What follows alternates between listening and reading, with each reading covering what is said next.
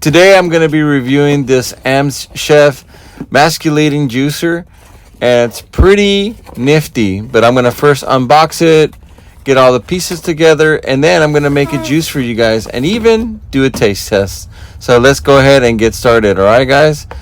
So this juicer was sent to me, and it is a masticating juicer. It has several parts to it, but let me let you know right now that this thing is very simple to put together. It did come with those instructions, but luckily for me, pretty handy, and I just put this thing together without it. So let's take off the main part, which is the motor, and get this cord ready, and we're gonna go ahead and just plug it into the wall. All right, now that we have that thing plugged in, we're gonna take off this piece right here, which is just the cups, and one of them is to catch all the drippings from the juice, and then another one is to catch all the juice. So we'll put those to the side. Another one's like a little brush to clean. You're definitely gonna need this to make sure that your juicer is gonna remain very clean and hygienic, so do not lose that brush. All right, so this is pretty cool. Like, I had never seen a juicer. I've been juicing for a while, and I've never seen a juicer have a big tray like this. So come to find out, you can put a whole fruit in here. Yeah, it's pretty cool. You don't really have to chop. Now in this video I am going to chop, but you do not need to chop. You can put a whole apple in here, whole orange. So yeah, very interesting thing here. And this thing has a lid, so you can pretty much load it up. And here's a filtration system, as you see there.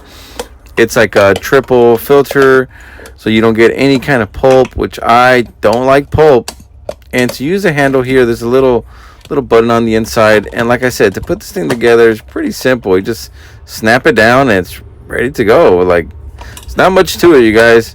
All right, and this thing pretty much clicks together, and it has this little anti-drip, which I like too. So while it's juicing, you can have it juice and then open it up if you need to. Once you're ready, you can juice everything first and then open it up, or just keep it open. So I kind of just keep it open and let it do its thing. So here you can see the juicer working, and I'm just going to be using a carrot, an orange, and an apple.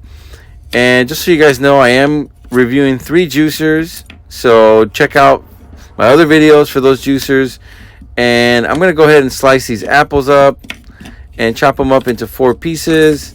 And my carrots, I chop those up into about 5-6 pieces. And with oranges, you don't want to leave the skin because it will leave it bitter.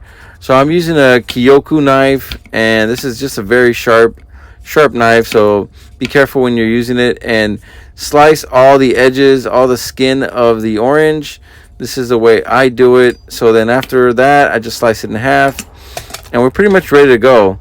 So I'm going to go ahead and turn it on and load this thing up, and let's see what we can get from this, man. It's pretty awesome, because this right here, what I put into the juicer, is enough for one person.